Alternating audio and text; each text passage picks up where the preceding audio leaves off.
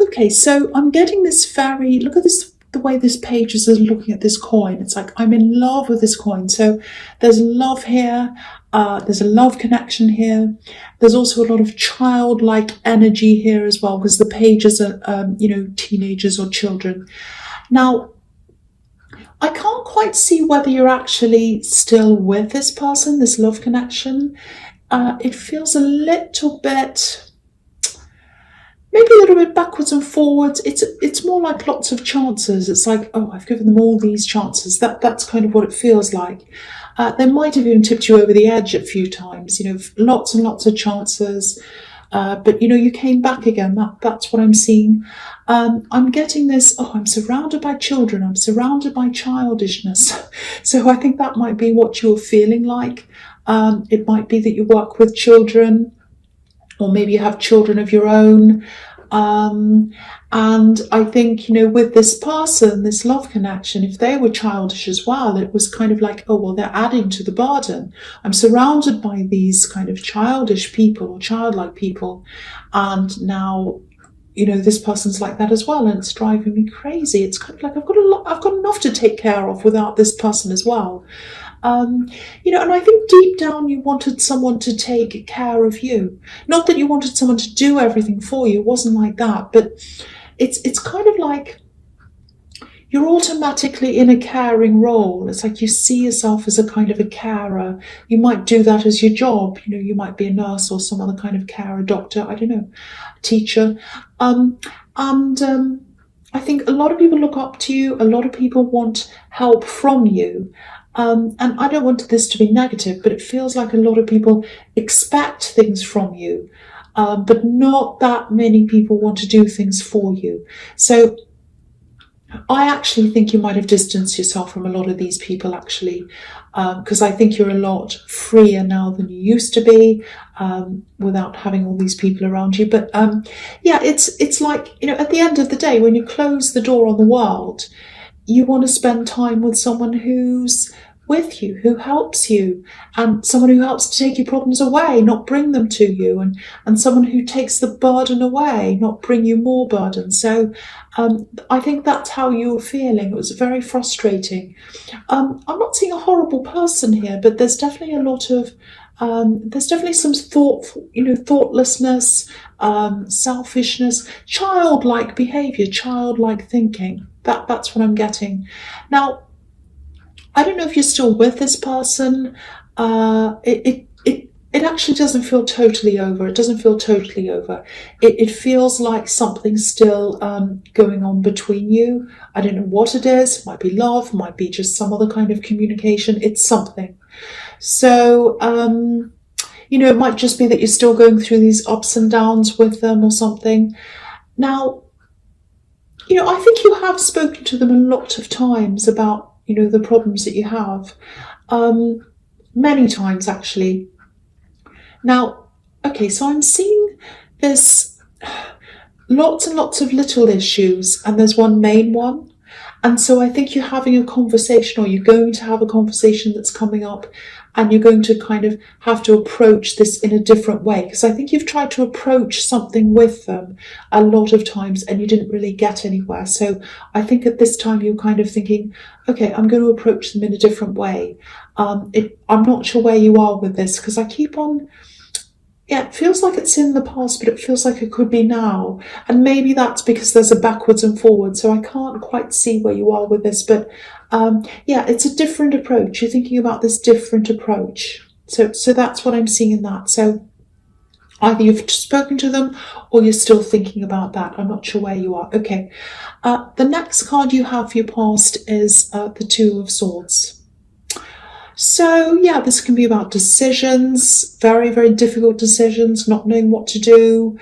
Again, I can't see whether you're still with this person or not. There's still some backwards and forwards in some form going on, I think. Because I'm getting this I'm right kind of thing going on as well. So it's like, both very stubborn. So I think there's this one big issue.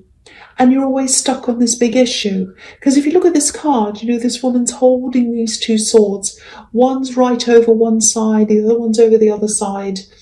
And you're kind of split apart on this issue, like these swords. I don't want to be defeatist, but I'm really not seeing you coming together on this. And they're stubborn. They're very stubborn. But I have to say, I think you are as well. They're not going to move on this. This woman's forming a cross in front of her heart. So they're very closed off to this issue. I don't know whether you want to stay with this person or whether you want to resolve things with them or what you want to do, but whatever happens, I'm not seeing them changing their mind. I have to say that. I'm not seeing them changing their mind. So these swords look really heavy as well. This woman's holding them up, and she can't hold them up like this forever. So if this is about you, I think you're just going to have to leave this issue, drop your swords, leave the issue, and kind of try and move forward in some way, whether that's with them and just putting up with something, or whether you kind of move on. But maybe that's not what you want to hear, but that's what I'm seeing. I have to tell you, lots of stubbornness. They're not moving on that. That's what I'm seeing in this card. Okay, so the last card you pass the 8 of Cups. Yes. Okay, so obviously this is about walking away. I don't know. The thing is, I know this is in the past, but I'm finding myself using the present tense all the time. So it feels immediate to me. It feels like it's happening now. So again, I don't know whether you've done this, been through this, had this conversation or whatever, or whether you haven't quite done this yet.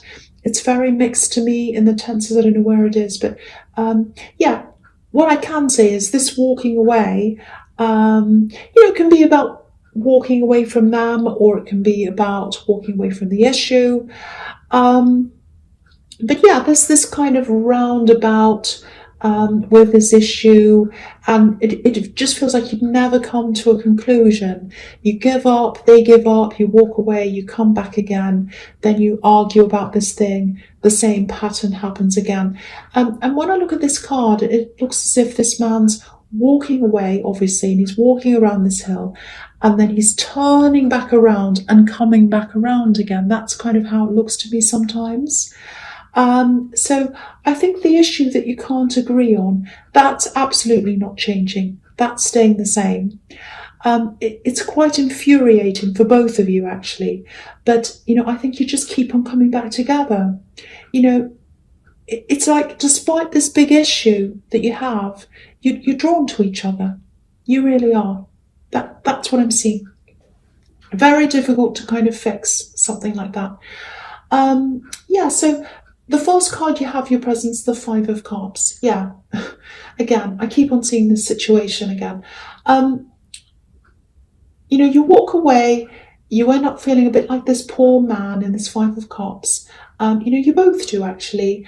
And, you want to walk away, but then you leave this bridge opened, like the bridge on this card, and you're drawn together. You keep on walking back over this bridge toward this person. They do as well.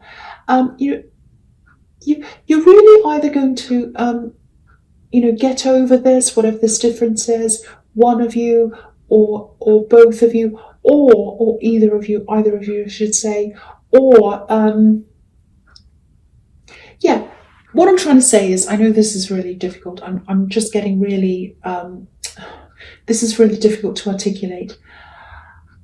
So you're either going to have to stay together and one of you is going to kind of give in to the other one, or you're going to have to walk away, because they're not going to change their position. You're not going to change your position either. That's what I'm seeing.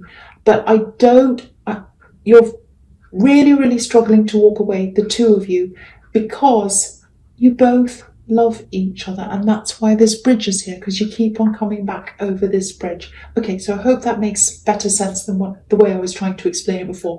Okay, so I'm just getting this a little bit of a warning here as well. Just be a bit careful of changing your position for this person if it's on this big issue. I know give and take is really important, but whatever this is, it's a big, important thing. It's not a small thing. It's not about forgetting to pick up your clothes or something. This is a really big issue, very big for both of you. And you both truly believe you're in the right.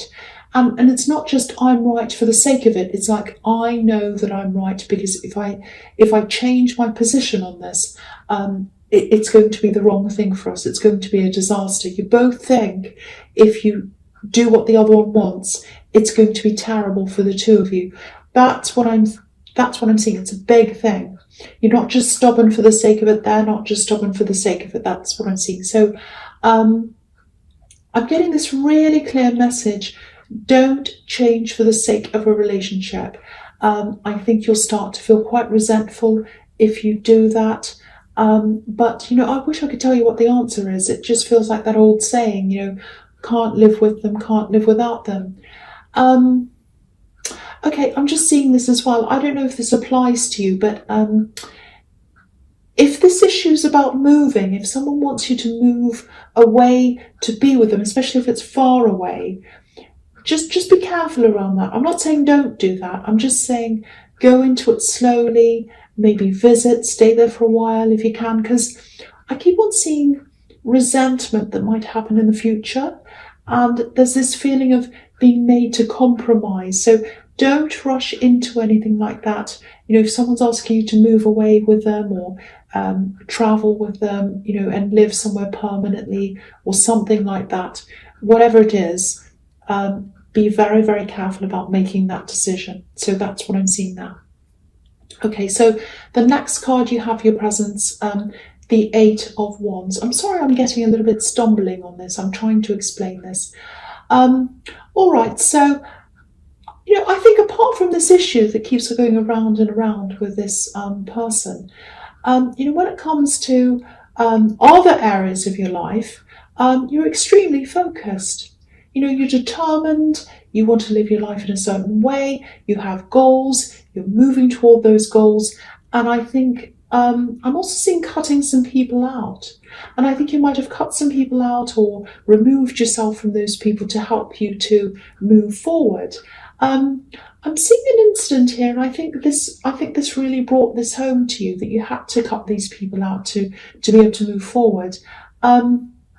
And yeah, this is an incident that really separated the people who say they're there for you from the people who are truly there for you. Really separated those two groups for you. There's one specific person, and it feels like it feels like they wanted to control you, but they were hiding that under behind advice or something like that. I don't think you asked for this advice. It just feels as if they pushed this on to you, and other people were there as well, around this as well. And I think when you said no to them, obviously they weren't happy with that, but and they caused all kinds of problems, and there was lots of drama. But I think now you're moving ahead with what you want to do. You know exactly where you want to go. These wands look a bit like arrows, kind of shooting in one direction. So you know where you want to go. You have a pinpoint focus of what you want to do. You've got these specific goals you're aiming for. And the other thing about this card is there are no people here. So there are no people in your way, no people bothering you. And you're quietly determined anyway, usually, to get what you want. But this really feels like a really determined cutting off here. And I think whoever this is, they know what they've done. They know you're not happy with them, and they know you've cut them off. Because I think in the past you've kind of distanced yourself from people who you're unhappy with. But with this person, you've cut them off. They know that, you know that. It's quite clean cut. So the last card you have your presence, the Wheel of Fortune. So yeah, I think a lot of your fortunes are starting to kind of go really well for you, turn in the right direction, like this big wheel. And yeah, this is showing me that you were right. You did the right thing to cut these people off. Because it feels like you were really carrying this kind of heavy load around with you with these people. People who could tell you, who thought they could tell you what to do, and I think just dealing with these people and having to defend yourself against them, and even just having to be around them, it just felt like a big weight was on top of you. I'm really feeling this weight. It feels really, it's this heavy feeling. It feels like a heavy feeling in your stomach. And I think it's like, oh, I have to see this person again. Oh, I have to deal with this person again. I feel so heavy. And if you feel heavy, you can't move forward. If you're heavy, you can't travel with that inside you. If you're catching a plane, they restrict the amount of weight you can carry so that the plane can fly. And yeah, I think now you can fly. Now that you don't have that weight around you, you're flying like these arrows, like these wands in the Eight of Wands. Yeah, speaking of planes, I'm actually seeing some travel that might be ahead of you, but it feels quite independent. So you might be traveling on your own, maybe to see someone. And yeah, this is funny as well. I'm seeing something else here. You're clearing things out, or clearing things out of cupboards, cleaning things out of drawers and rooms, and I think that's helping you to fly as well. To fly high, to do what you need to do. It's like this clearing away, getting away with the old, getting rid of the old energy, so that you can be lighter. So, I actually think it's kind of like preparing for next year, I think, because I think the next year that's ahead of you, 2020, it's going to be a really special year for you. And I think you're really going to show people what you can do next year. Okay, I'm just getting this as well out of nowhere, making things. Constructive things, constructing things. So you might be doing something around that. I don't know if it's a business. I don't know if it's something you're going to be working on. Constructing, building, or making. It's something like that. And you're going to have the freedom to be able to do that thing that you want to do. You didn't have that before. Now you've dropped these people. You're going to be able to do this thing. That's what I'm seeing. I hope that makes some kind of sense to you. Okay, so the first card you have your futures, the Five of Pentacles. Okay, so just looking down at this row, these three cards, they kind of go together. So I'm going to talk about them at the same time, all three of them. So, okay, so this is a really interesting sequence with these three cards. Okay, so I think this is about perception. The perception you have of someone and the perception that they have of you. I think this might have something to do with this love connection and this big issue, this big problem that you have between you, and you can't quite solve this problem. I'm getting this feeling that one of you worries a lot more about money than the other one. And one of you is probably a bit more careful with money, and maybe one of you carries more of a money burden around with you than the other one. It might even be that one of you earns significantly more than the other person, because you've got the Two of Pentacles, and that can be about a money imbalance between two people. Now, because I was seeing a bit of childishness coming from them, and maybe I shouldn't say this, but I will anyway.